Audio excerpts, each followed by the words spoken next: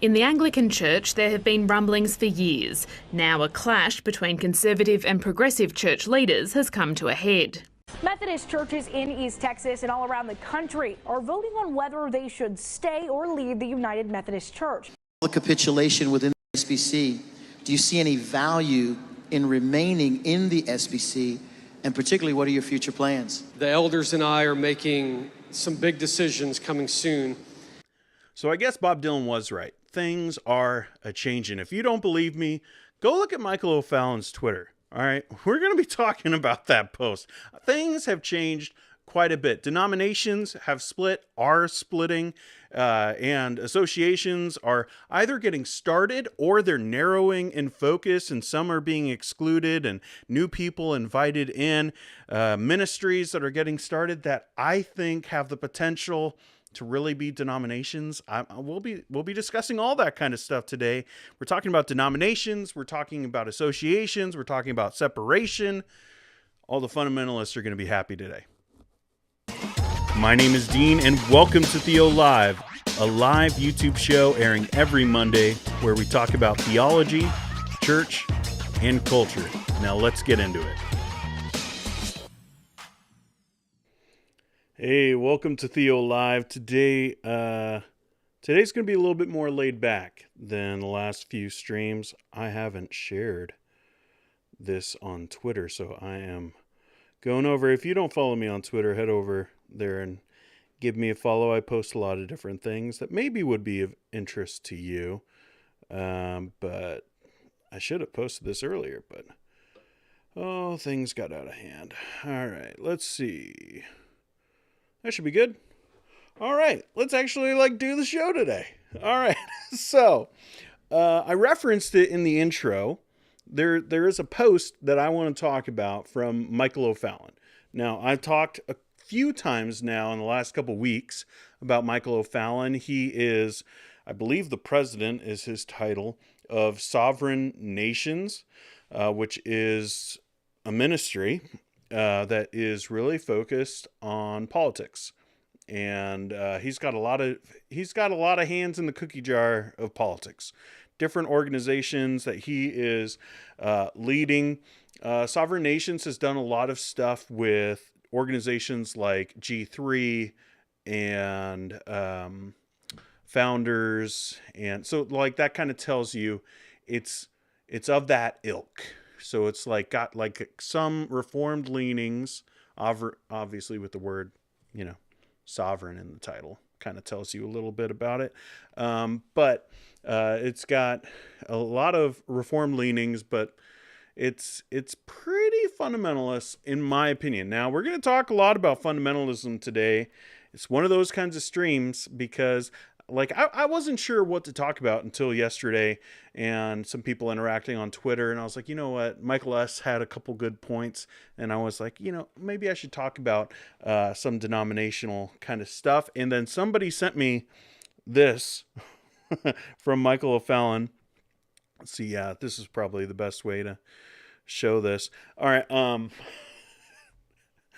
I'm blocked from Michael O'Fallon, so I don't see this stuff. And the reason why I'm blocked is because I made fun of his trench coats.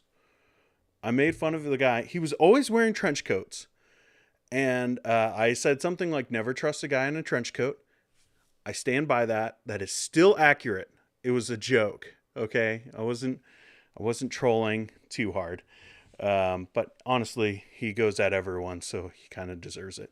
But he was just always wearing trench coats, and I was like, that's a little weird. So I called him Trench Coat Mike, and yeah, some people probably didn't like that, and he definitely didn't. So he blocked me on Twitter. He's one of the very few that has blocked me.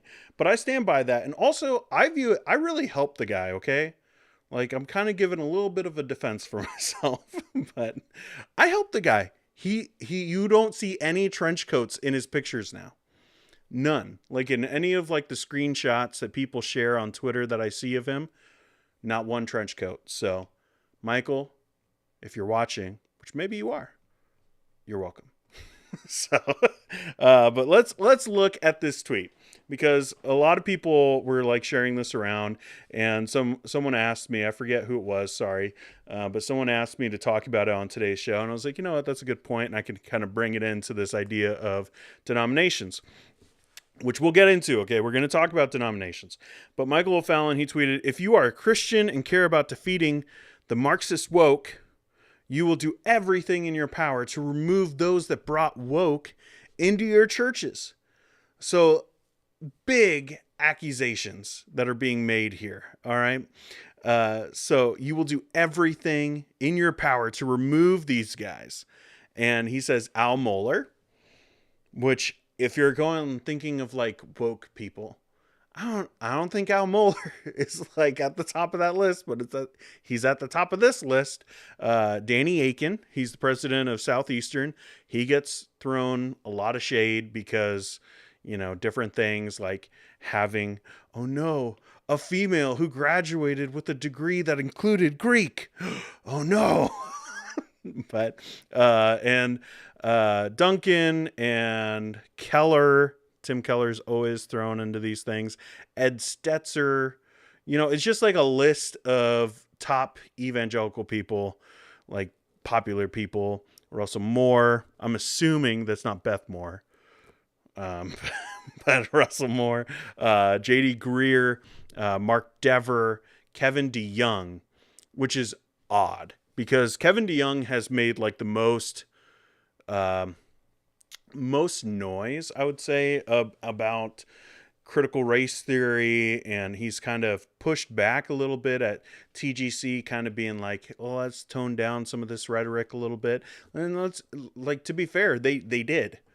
Like, TGC hasn't been like super loud on these issues because they're about the gospel and not about politics. But Kevin DeYoung has been one of those people that's been like, hey, you know, I'm kind of in this camp a little bit. He's had conversations that sounded pretty similar to people like Joe Rigney and Doug Wilson. And I did like that episode about patriarchy a few weeks ago.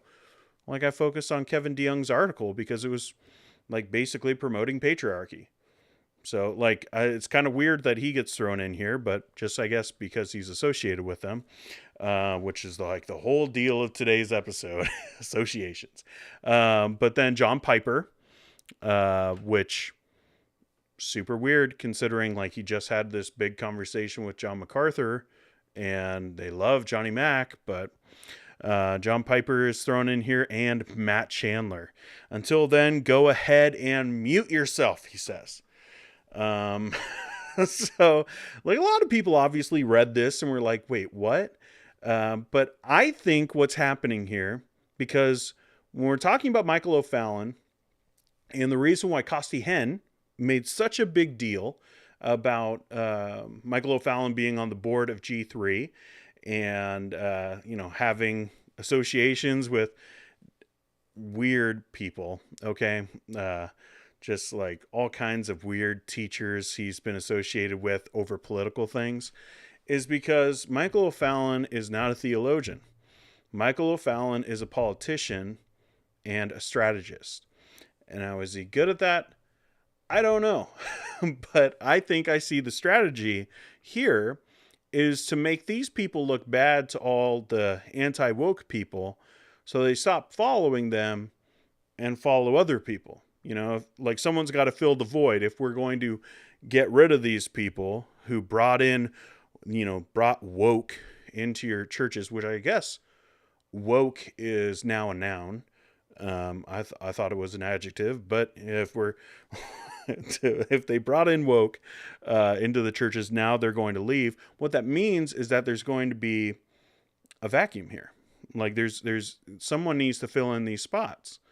And I think what Michael O'Fallon is trying to do is to put his guys into those spots. So take down the people that are popular today, or at least try to, and then push in these other people. And I think that's very similar to what we're seeing happening in evangelicalism today. There is a pushing out of certain voices and then a bringing in of other voices. And a lot of that has to do with denominations and who's in charge of these denominations. And we'll get into that in just a sec. But if you are here and you're watching, hit the like button. That helps other people know that we're having this conversation. They could come in and be a part of this conversation. And if you're here watching, don't just hit the like button. Also hop into the chat. Let me know what you think. I really enjoy interacting with you. That's kind of the whole point of this show on Mondays, is to be able to talk about some of these things that are happening, the theology at play amongst Christians today, and be able to have a discussion about it. That's my goal in doing that. And, you know, comments after are fine, and we could have some discussion there, but I'm just learning that the majority of people who actually want to have a conversation, if they can make it, they're having it in the chat. So Shanna Lee is here. It says, going to a non-denominational church that's heavily influenced by MacArthur. So I had asked, you know, what denomination are you? Hop into the chat and let me know. Thinking about leaving for various issues that are minor, but I wonder if they will blow up. Anyone else noticing a fundy wave that keeps happening in evangelical Christianity about every 20 years? Yeah, it seems like that is a thing. Maybe Van Neistat can do a video about these waves that keep happening. But, you know, talking about like a fundy wave, all right, I guess I keep on talking about G3. And part of that is, you know, they're popular. But also part of it is they've kind of tried to pick at me a little bit. So I want to make sure that I'm properly covering them. And here's something that I saw. I was on their website the other day, and I was looking at some of the blogs that were going around. And one of these just looks a little bit different than the others. And so you see Scott Aniol there, and he's like, I forget his title, I don't know, but he works for G3. And I guess that Becky Aniol was probably his wife, and you know, these other people that write for them fairly often. And then I look over, and there's a name here that's a little bit different than what you would normally see on G3. I need to be a little bit careful about what I say. I know this guy. Pilgrim's Progress, Context and Concerns. That's actually what grabbed my attention. I saw just the title of it, and I was like, wait, concerns?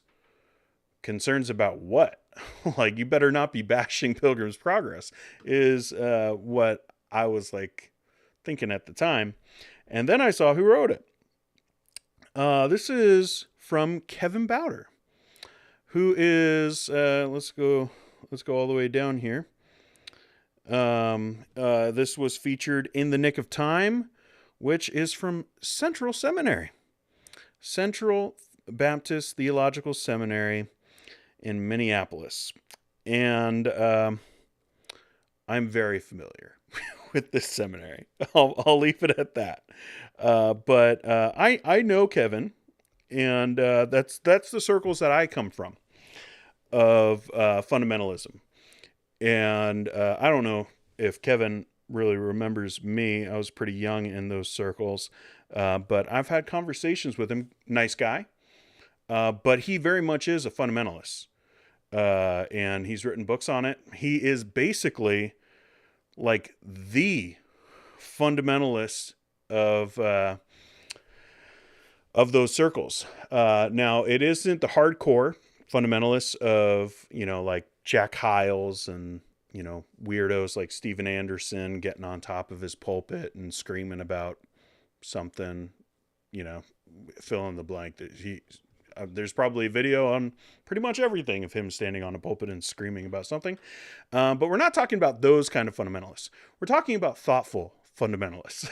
And Kevin Bowder is a thoughtful fundamentalist, kind fundamentalist, but he is a fundamentalist. And you don't typically see people from that world being featured on some of these more popular interdenominational websites. And like, you're not like, I think that if you were to look at TGC, you might come across a book that Kevin Bowder wrote, a section on fundamentalism, not anything else, just fundamentalism. And then, as far as popular things, you're not going to find them in Christianity Today or anything like that. So I just found it weird that he was in here, and that they took this article from the Nick of Time, which is like the blog basically for Central Seminary. And, nothing about him, but it is just odd that someone from that theological camp is being featured so prominently on an interdenominational thing. And I think that speaks to how comfortable someone who would be a fundamentalist would be with being associated with G3 at this point. These guys they're super conservative, and they're becoming more and more conservative. And we see that. We see that happening politically. We see that happening theologically. We're seeing like this narrowing where we're getting to the point where like a fundamentalist can go and write for G3 and it fits in just fine. Because we're just like getting so conservative, or if you're not into that circle, then you're getting forced out of that circle and saying that, well, you must be a liberal because you agree with, whoever Michael O'Fallon says you shouldn't be listening to. Like that's what's going on. We're seeing like this, I need to get that button put away. All right. Bothering me of seeing the like thing. You don't have to like it that many times. Just like it once, okay? But yeah, we're just seeing like this narrowing and welcoming of more conservative voices now, and we don't see like a reaching out. And this is part of the thing that I think makes like the T4G thing closing down so sad, is because I think we're getting to a point where those kinds of more welcoming organizations, ministries, denominations are going to start, circling the wagons, and we're just not going to have those things anymore. Like, I think the writing's on the wall about the Gospel Coalition, and I don't like saying that. Like, I like the Gospel Coalition. I don't agree with every article, obviously, with that, like, the bus article, like, no thanks. But, I like those guys. And it just seems like we're getting away from being able to have those big organizations and like these other voices like G3. They've said things about the Gospel Coalition up here in Canada. We got a lot of people, like I talked about it a couple months ago now, but we got a lot of people that just hate. It's not just like dislike. I'm talking full on hate the Gospel Coalition Canada because of stances on politics rather than on theology. And so like we're just seeing like a lot of these conservative voices saying this is what it looks like to be faithful, and pushing out other people and bringing, really, really conservative voices into their fold, while pushing out people that aren't that different, but because they don't say the right thing about, critical race theory or woke, which again, I guess is a noun, because they don't say those things, they get pushed out, even though their theology hasn't changed. Like this list here, let me go to this one. Like those guys haven't changed. Like, look at these guys. Which one of these guys has changed? No one. Now, if you were to put like someone like John MacArthur, I think his rhetoric has changed quite a bit. Voddie Baucham, I think his rhetoric has changed quite a bit. But John Piper's saying the same stuff John Piper's been saying like this whole time. If you agree with him, disagree with him, that's beside the point. But he's been saying the same stuff. Matt Chandler has been saying the same stuff. J.D. Greear hasn't changed. Like, these people that they're looking at and saying like, oh, these are the bad guys, which, like, that is what's being said here, okay? This is not just like, oh, you shouldn't be around these people. It's get rid of these people. Like, because they brought in the woke. You will do everything in your power to remove those. Remove them. And so it's just weird to me that these like voices are getting pushed out while these super conservative voices, these fundamentalist voices, are getting added to these supposedly interdenominational ministries. Now, that gets into like the whole idea about like, why do we have so much fighting on these small things? Why can't we just get along? You know, is it too much to ask for as Christians that we could just get along? Now, there are people that, take that a little extreme in talking about denominations. I'm going to show you something really interesting in just a minute, but I want to hop into the chat. Today, like I said, a little bit more chill than normal episodes, mostly because I just wasn't feeling it this weekend. I kind of checked out. I just watched a lot of graphic design stuff because I love graphic design, and I was just like, that's what I'm doing this weekend rather than paying attention to some things. Because hop into the community tab on my channel and you'll see what I'm talking about. It's been a lot of hate lately, so I just kind of checked out. Let's see. Milspec is here and says going to a Baptist SBC church. Okay. Ruth G says Reformed Baptist, so same camp as me. Winsome Pickett, what was the controversy Dean referred to concerning Danny Aiken having a female graduate from a seminary with a degree that included? There was Erin Harding, who, like, as soon as I say that name, if you're on Twitter, Christian Twitter, some people hate her, some people love her. I consider her a Twitter friend. Her and Todd. But she graduated from Southeastern with a pastoral ministries degree, which is essentially she graduated understanding like biblical languages and not having it just be like a minor. And she got a lot of hate from the SBC people. But yeah. Let's see. Yeah. All right. Let's see. Josh Morgan, SBC. Clayton says, I'm a part of the SBC, but thinking about switching to EFCA. I think that there are a lot of people who are thinking about that switch. But yeah. Joel, I grew up Christian Missionary Alliance, and I've only worked at Converge Baptist General Conference churches, not really seeking out Converge. It just kind of happened. I'd still love to attend CNMA if one was close by.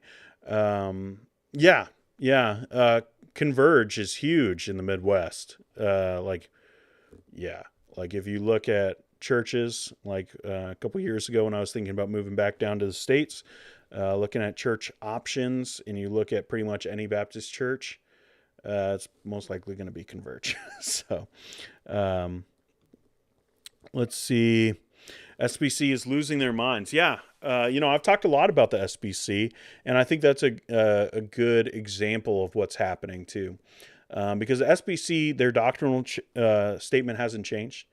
They are very conservative. The SBC is very conservative. And it's not just like, the founders ministry types that are conservative. They have the flags on the stage. They're singing, the hymns. They're doing the whole deal. Everyone's wearing a suit. That's a lot of SBC churches. Like, they haven't changed too much, but yet we see that it's not enough for a lot of these people, and that's why, like, the Conservative Baptist Network, I think, is actually a really good example of what we see happening in evangelicalism. Because, like, the theology hasn't changed. Actually, like, if you look at it, it's gotten more, at least the majority of the SBC has gotten more conservative in their theology.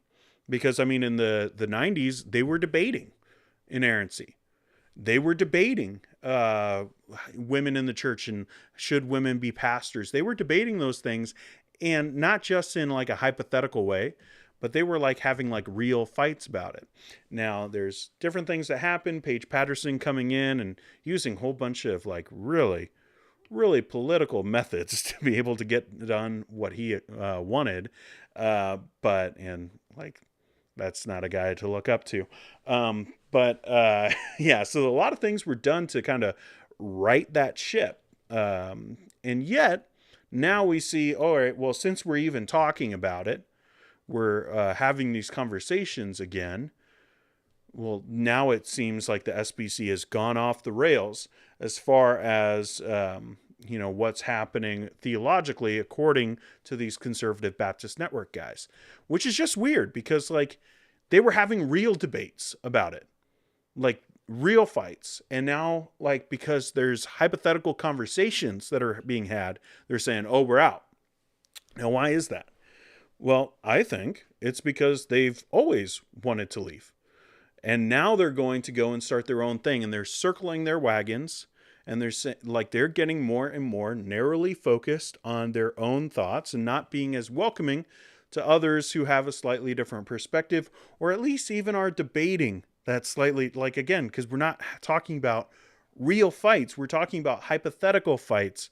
And it's just interesting to see all of that at play in the SBC. And I think the SBC is huge, but it's a microcosm of what's happening in evangelicalism as a whole, of these debates that are being had.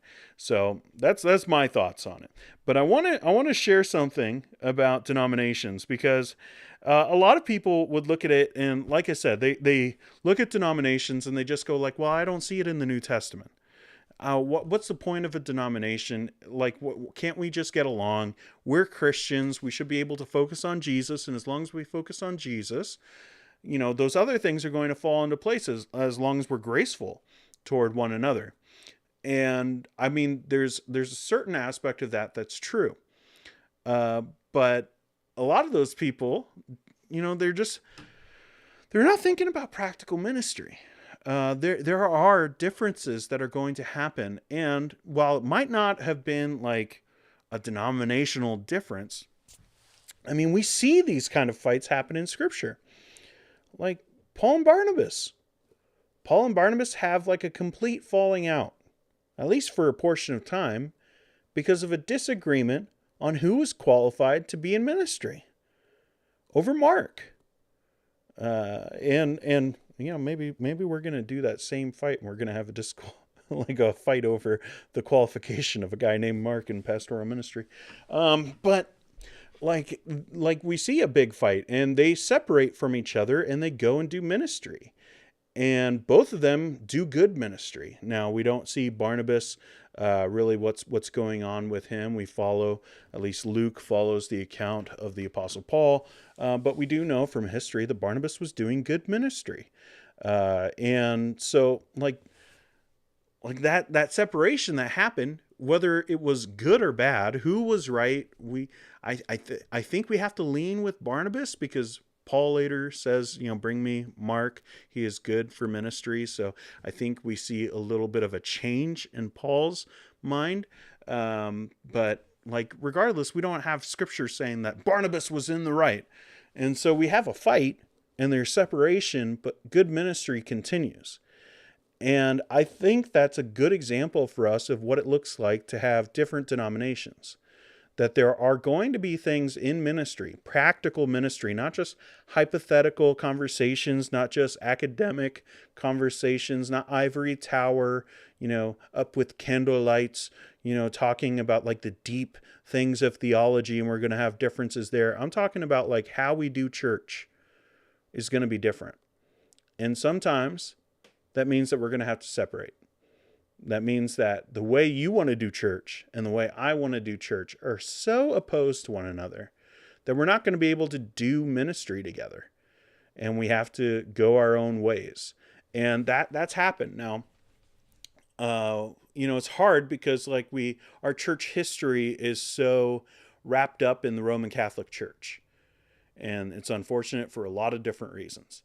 But we don't really see like real denominations. We see groupings but we don't really see new denominations until we get into like basically the Reformation. Not formal, like different groups following different leaders and being associated by those leaders' theology, yes. But like I'm talking about like formal getting together, this is our confession of faith, like that kind of stuff. We don't see denominations rising until post-Reformation. So like it's kind of hard because we want to look back at church history and say like, oh, well, there's been different groups, and that's true. But these denominations are somewhat new. But just because they are new doesn't make them wrong. There are big differences between a Presbyterian and a Baptist. Like I just always go to the Presbyterians because they usually understand. Like sometimes you want to pick on the charismatics, they're going to get mad. They're going to get mad. Methodists, they're not. They'll be passive aggressive about it. They won't fight you because they're Methodists, but they're going to be so ticked when they talk to their wife later. But Presbyterians can usually, defend themselves. So that's usually the example that I go to. And also theologically, we're pretty similar. At least my camp as a Reformed Baptist, I'm pretty similar to Presbyterians. We both believe in a plurality of elders. We both believe in the core doctrines of the gospel. But there are things that affect ministry, like our views on baptism. For me being a Credo Baptist, that means that you have to basically give a creed, a confession, saying that you believe in Jesus, and then you can be baptized. A believer's baptism is another way to put it. I believe in that, which is very different than baptizing infants and their view of welcoming them into the covenant and all of that kind of stuff. It's very different. And so we would do ministry very differently. And so a separation between a Presbyterian and a Baptist, I don't think is a bad thing, because that Presbyterian can go on to do good ministry and that Baptist can go on to do good ministry. But now what we're seeing is the splintering that's not just on theology.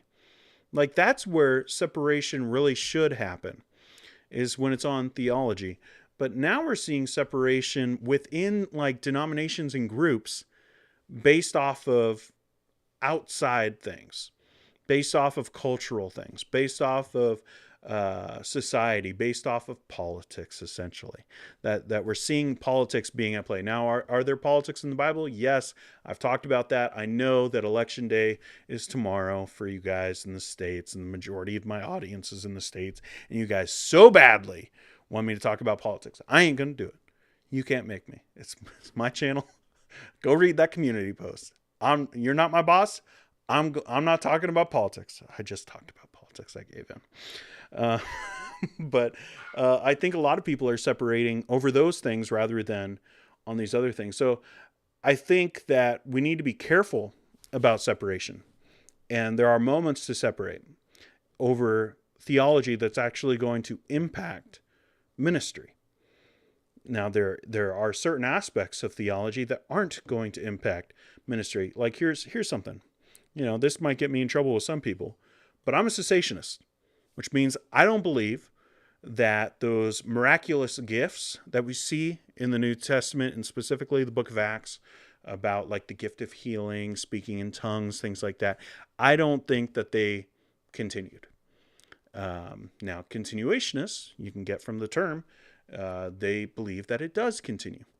Well, I think that a cessationist and a continuationist can go to the same church, but it depends on how far they take it. Now, if there's like speaking in tongues as evidence of someone's faith, one, I would say that's a work, which makes the gospel void.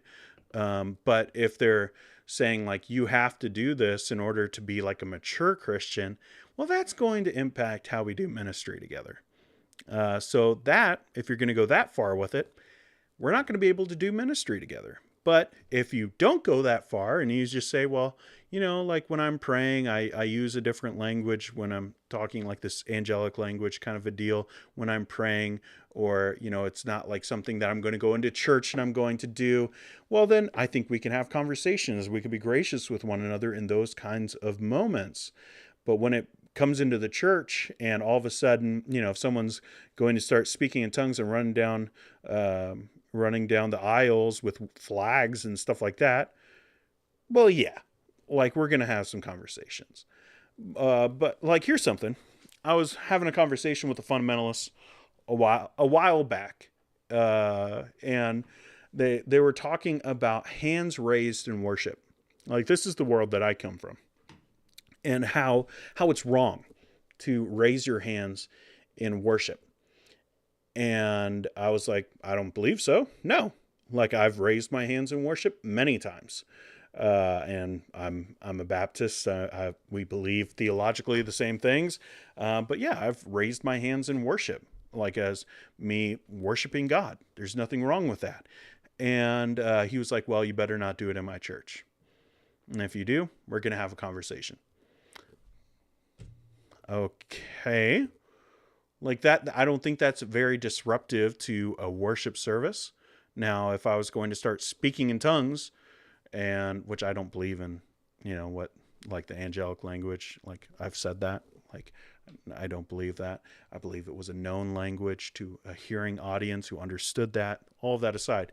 But if I were to do that and then start, I don't know, taking the bulletin and waving it around and going down the aisle, like that obviously is a distraction. But putting your hands up, we should be able to be graceful toward one another and not separate over something as ridiculous as that. But, it happens. Separation happens. Is it always good? Probably not. But I do believe that sometimes it is good and it is helpful, like with Paul and Barnabas, that they can continue to go and have good ministry. The other people who say that denominations are awful, and, we should all be, Jesus prayed for us to be one. And so we should be one, and we should all worship together, and there should be no denominations. One, I think it's naive. Like, we're all going to look at the Bible and interpret it slightly different. And when we do that, there are going to be differences in how we do ministry. So for you to be like, well, we should all just agree and be able to get along, I think it's naive. Two, when people do that, they're falling into a trap. I'll talk about the trap here in just a second, but I've seen a lot of conversation here in the chat, so I want to get back into it. Let's see. Samantha's here and says, I consider myself a particular Baptist, but I'm a member on staff at an EFCA church. I'm getting to know a lot of EFCA people, but yeah, it's interesting, like Reformed people who are EFCA. Let's see. Milspec, a friend once preached through an SBC church's doctrinal statement, and they ran him off for preaching heresy. What? Like, you said this was from an SBC church. What is going on? That's crazy. Clayton says, the problem is mainly that SBC is focused on the mega churches and has forgotten the rural churches, which actually make up the SBC. Oh, that's always the case. Like, people think about leaders, and they think about big leaders who sell the books and, speak at the platforms, and they forget, like, that's a very small amount of people. Even as big as that church is, that is a very small amount of people compared to the hundreds and thousands in the SBC churches that, are just out in the middle of nowhere doing ministry to 60 people. There are way more churches like that and way more people like that. Brylan and Lisa are here. I'm assuming it's Brylan. The big churches within the SBC are changing, and the SBC would not survive without the big churches, so the SBC is slowly changing. I think I could agree with that, yeah. Like, some of these bigger churches, they seem to have, changed a little bit, and that usually happens. I mean, look at some of the other ones, like some of the big ones from 30 years ago, and they look very different. Their leaders even look very different than they used to. Let's see. John Morgan, conservative versus really conservative. Kind of, yeah. And, well, the thing that's happening is we're getting, like, the lines are getting pushed. And I think it's because we view, like, the opposition from the world, and we see more opposition from the world on our stances, mostly regarding like sexual ethics and very practical things about the Christian faith like that. We see like this pushing back from the world on these things, and they're not affirming what we teach about those things. And so because of that opposition, and I don't say persecution, I say opposition, then we're going like, okay, well, we need to have stronger lines, and we need to go further with those stronger lines so that we're really opposing these people. And so, like, if you're going to be someone who is kind of wish-washy about, some aspect of that, or you're going to appear as not wanting to go as far as other people, well, then you're going to get lumped in with the other side, because we need these lines to be strong. And so, like, conservative used to mean something a little bit different than what it means today. And really conservative is getting crazy now. Like, maybe it always was crazy, but let's see. Belkey's, I notice a lot NAR in my neighborhood. Love to hear your take on it. Maybe at some point. It's not really in my wheelhouse too much. Like, I'm be on the lookout, guys. I'm going to do a stream probably this week, because a lot of people have gotten the wrong idea about my channel, and I'm going to kind of set the record straight and kind of tell them, I don't know. I have some thoughts that I'm formulating. Be on the lookout for a video called Underdog Theology. And that's all I'll say for now. D. Rob, is it Dr. Rob? Differences in ecclesiology are a huge reason for denominationalism, without reference to many secondary issues of theology that cause division. Yeah, like how we do church is going to affect us. Let's see, Alex. Hey, Dean, just now getting to join. Great to be with you. Appreciate you being here. Daryl's here. Samantha, I was saved in a very charismatic Pentecostal church, but now I'm a cessationist. I lead worship, getting charismatic, pretty charismatically though. Oh no. Do you lift your hands? You wouldn't be allowed at that guy's church. D-Rob, question for clarity. Do you think the gifts continue in general, healing, tongues, etc., but are not personal gifts? Example, there are not men and women who are healers, tongue speakers. I'll do a video about this at some point, but I will answer it. Just succinctly, I think that God can do whatever he wants, and he's not limited to my views. So if God wants to heal somebody, God can heal that person. We do see prayer about healing. So praying for someone's healing is fine. Speaking in tongues, for me, that's a little bit different. Because we don't see like a scripture passage saying, hey, speak in tongues. We do say pray for healing. Like we see that, but we don't see like, hey, go speak in tongues. Does it happen today? I think, again, God can do things. But no, I don't think anyone has the gifting, and I'm very skeptical. You can call me mean. I'm not calling you a liar, whoever, if you're on the other side of this camera, looking at this on your phone or your MacBook, first hit that like button. But also, don't be offended. I'm not calling you a liar. We all experience things that sometimes are very difficult to understand. But I have a hard time believing, speaking in tongues. A lot of the stories are so outrageous, and there's like, I didn't get it on video. It's like the Loch Ness Monster. Like, someone stood up in front of me in front of the boat, and I wasn't able to get a picture of it, but you can kind of see it sticking out from his hat. Like those kinds of things usually are there. Winsome Pickett, Dean, did the Baptists who disagreed with you on hand raising and worship offer any sort of rational? No. Why would they do that? No. So are we saying that as within God's grace that we divide at times? Yes. I firmly believe that. I think if God is going to have Barnabas go and do faithful ministry and Paul go and do faithful ministry, I think that God can use our failures and miscommunication in order to advance his kingdom. And so, yeah, I guess I would put it that way.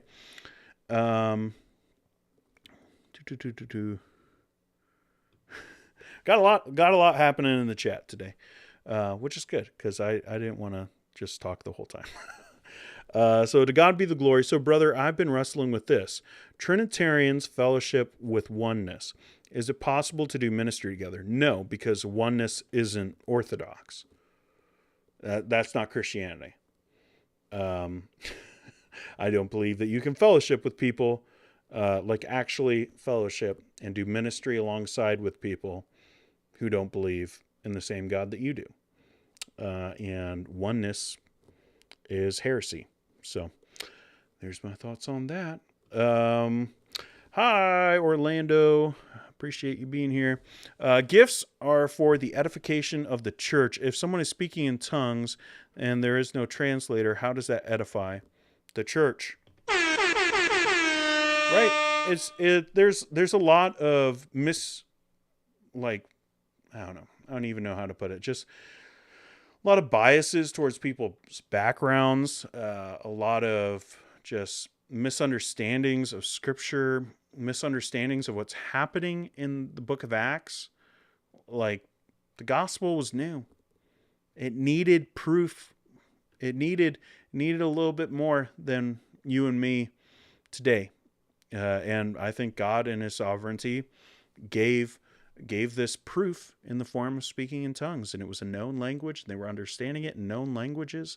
And everywhere else we see that word for language, it's languages. It's like, it's not made up languages. All right, let's talk about something crazy. You guys want to know something crazy?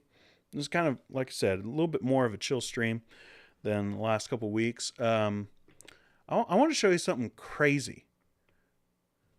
All right. So every once in a while, I like to Google things and see what's going on. And, have you ever Googled something very simple? You're church splits Bible, and Google shows you a page that looks like this. I don't think it's the same guy, but it's usually some guy that it kind of reminds me, you guys know that Robert Breaker guy here on YouTube, who just has a whiteboard. All of his videos are the thumbnail is a whiteboard with the craziest stuff you've ever seen in your life on it. This is the blog equivalent of that. There's so many of these when you just Google something and you're just trying to find scripture passages about something, but all of a sudden you run into the ramblings of just, I don't know, some guy who came out of the woods and just, found a laptop and started writing. I'm sorry, that was a little too mean. It's been a long weekend, but I just found this really funny, and I actually think that it actually applies to a lot of people who want there to be no denominations. And let me be clear, I think that is a good thought to have. All right, I think that speaks to your heart, that you don't want people to split up over dumb things, and that's the same for me. Over dumb things, over political things. I don't think we should be splitting up over those kinds of things. But theology and how we do church, those things matter. And sometimes it is necessary for us to be in different streams of ministry. So I understand the people's heart behind it. But like I said, I do think it's naive. And I do think that, it's just not knowing people. People are going to have differences of opinion. But, I found this where it was very, very denominations are evil, which I've heard actually quite a bit, especially on this channel. I've had different comments. Even go and look at my Vodi Bakum Glenn Beck video. That's I think it's going to go around for a little bit. I don't know how many views it's going to get. I found it very interesting, and I found it very troubling. And now I've got a bunch of Mormons that are in the comments being nope, Mormonism is Christianity. Denominations are evil. We're all under Father God, that kind of stuff. And it's just probably not. Minus the probably. All right. But this was one of those kinds of things of just how denominations are evil. So how can people today? So conclusion. I know I'm jumping to conclusions. Some of you guys get on me about that, of taking people out of context in the clips. I don't want to be here for 4 hours. Okay. I don't want to read the whole thing and break down every sentence. I'm not breaking down a whole sermon. I'm not breaking down a whole conference, Q&A session. I'm going to give you the vital parts because it's YouTube. So conclusion, how can people today please God and be members of the one church of the Bible, despite the existence of denominational division? 1, reject all groups that believe the denominational concept. I can't even say it. Do you guys see the irony here? Like, and I think a lot of people are kind of like this. And like, this is extreme. But I think that a lot of people are like this when they're like, denominations shouldn't exist. And those people that do have denominations are wrong. You do realize that when you say stuff like that, you are just creating a new denomination. Like, reject all groups that believe the denominational concept. Like, that's a new denomination. Like, if you're separating yourself from all these other people, you're just making a new denomination. So I like when I read that, like, cause I was just having fun at that point. This was last night when I found this, and I just thought it was hilarious. But it is kind of accurate to those people of like, we shouldn't have denominations, and those people that do are so wrong. I'm not going to fellowship with them. It's like, well, you just made that line of having denominations like your border. And now you're going to be on this side and everyone else is on that side. So you kind of made a denomination. Like, it's not a good denomination. It's not a well thought out denomination, but it's a denomination. Like, it's a separation. When everyone else gets it wrong and it's only me, well, now you've just, made these circles for yourself. So I just thought that was really funny. Am I right? I don't know. I'm fine with denominations. I think it's good. I do see things changing. I see things becoming more and more focused on minor things, and that is troubling. And we shouldn't focus just on those minor things that don't impact how we do church. Now, if it does impact how we do church, there might be some need for some of these things, some of these networks and associations, and getting away from like those bigger denominations, because how you do ministry matters, and how that other person does ministry could affect your church. So that, like, those things do matter. But when we start focusing on, well, like Al Mohler, for election day, I'll talk a little bit more about politics, I guess. I did an episode a couple weeks ago about 3 different versions of politics. I renamed it to talk more about Christian nationalism because it's popular, and I guess mine wasn't getting very many views, so I must have failed in titling that one. So I just titled it Christian Nationalism and something else. But you can go back and watch that. But Al Mohler went up and was talking about how if you vote wrongly, like, you are unfaithful. And he's making like this really stark line about, you have to vote the same way as him. Don't be that guy. Don't be like that. Now, if we're talking about certain political things, there are certain things that the Bible talks about that are very clear, and you should not try to wiggle out of it. But don't say you have to be exactly like me politically, and if you're not, you're unfaithful. That's some big words. Let's see. I think it's a good example. I think it's a good example of, I wouldn't call it a church split, but we see division and separation. And essentially that's what leads to church splits, and that's what leads to denominations. So I think it's a good example. It's like, really, in the New Testament, that's really like the only example that we have. Let's see. Yeah. Alex, you mean we shouldn't split the church over carpet color? I mean, it depends on the color. No, I'm just, come on. Yeah. Like, is enough of that kind of stuff. Like, we got church splits and denominations getting formed over, like dumb things like water heaters and stupid things like that. It's so dumb. Milspec says carpet is non-negotiable. I want the shaggy carpet. I want the shaggy carpet back. Is that too much to ask? I don't think so. I'm going to go to that denomination that focuses on shaggy carpet. Scott's here. You're late to the party. That's all right, man. The great falling away is upon us. Devin, are you standing out somewhere with a sign that says that? that sounds like one of those. I'm not trying. I'm just teasing you, but you are right though. Jesus is Lord. That's true. Fred, sure glad you are bringing this up. Quite honestly, this has been a big topic I have and am addressing myself. One thing my wife and I have been really concerned with is this. We're waiting for number 2 on that. To God be the glory says, thank you, man. I agree with that stance. I just needed clarity. Sure. Like, I think it can be a good thing. Separation can be a good thing. But when you're going around like some of these fundamentalists going around and they're just separating from everybody because, oh no, like that guy just raised his hands in worship. Separation. Like, that's crazy. That's nuts. Fred, how does an unsaved or spiritually curious person even know where to start?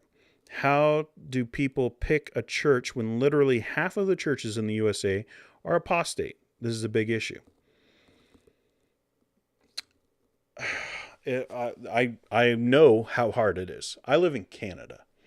The reason why we are working on planting a church, and I'd put it that way. The church hasn't been planted. Some of these people, like a lot of you guys, are asking questions, and I understand. About hey, what church are you planting? And where can I come? Like some people here in the province have asked that. It hasn't been planted yet. We're working toward planting. But the reason why is because there's not a church I could attend. And I was having a conversation with someone about this and about denominations and things like that. And, well, you should be able to fellowship with all these people. I can't fellowship with that church because like there are 3 churches in my city that are not egalitarian. 2 of them are hyper-fundamentalist. The other one is wackadoo charismatic, led by a completely wackadoo leader. Like not their local pastor, but like the organization leader. Like there's nowhere for me to go. So I have to plant a church. Like if we're going to be faithful, we got to do it that way. Like that stuff happens. So I understand, Fred. I understand probably more than most people. That is like, how can you find a good church? Well, if you're living in the United States, I would say that most likely you have tons of good churches. Okay, it is not the same. Canada, U.S., very different.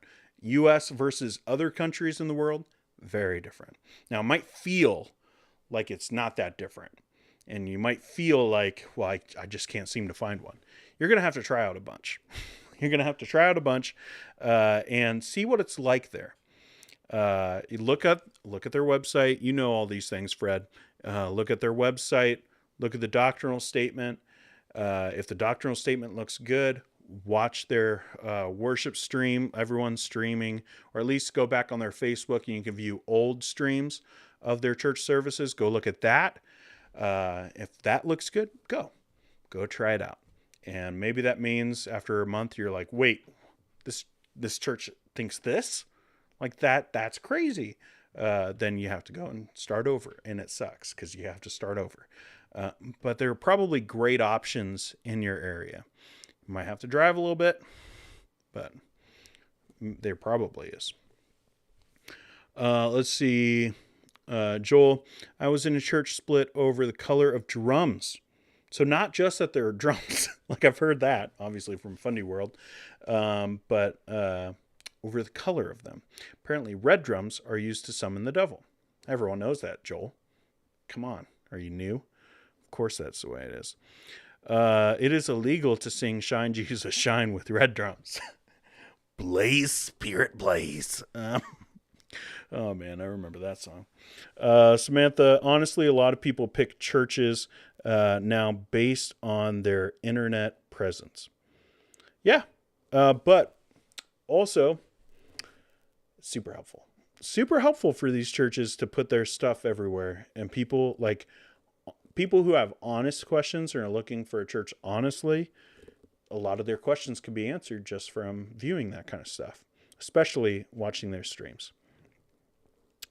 I'm ready for your Grumpy Baptist or maybe former Fundy merch line to come out.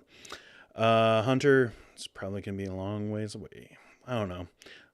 You could check out my buddies, though. Jeremy has some merch that dropped. But my denomination didn't make the thumbnail. I'm offended. Well, get bigger. I chose the big ones. I chose the important ones. Oh, just kidding. Just kidding. Yeah, I forget. You're evangelical Presbyterian, right? Like, I forget what your acronym is. Plus, hey, while I'm just chilling, and this is kind of gone off the rails, but you can't tell me that's not Boba Fett. It's Boba. Copyrights. Oh, copyrights. Yeah, copyrights from Lucasfilm. That's basically Boba Fett. But it is what it is. But hey, if the EPC had a logo that looked like Boba Fett, they would have been on the thumbnail. All right, guys, I think I'm going to head out for today. I've caused enough trouble. Be on the lookout for a stream I'm going to do. Look for that title, Underdog Theology. Going to be talking about some stuff. Going to be talking about the channel. Going to be talking about some things that I'm frustrated with. You want to see some Grumpy Baptist, former Fundy kind of rage? Be on the lookout for Underdog Theology. What else can I tell you to do? If you haven't hit the like button, hit the like button. Let people know that we talked about this stuff. I'll probably clip out some of these things. If you're new to the channel, think about subscribing. I do this show every Monday. Last week I did so much. I did too many videos. Every day I had at least one video go out last week, except for Saturday. So up until yesterday. So in the last 8 days, I've done 7 days of videos. This is a little too much. Great for my analytics. Not great for my mental health. I'm fine. It's just like there's a lot of people saying things. And I'm going to be addressing it on that stream. Underdog Theology. All right. I will see you probably then. But what I mean by that is I'm probably not going to be streaming as much this week. Unless something big happens and I'm like, oh, I should do this. It'll probably just be Monday, Wednesday, Friday. So be on the lookout for all those kinds of things. Anyways, thanks for watching. I will see you in the next one. Have a great rest of your Monday.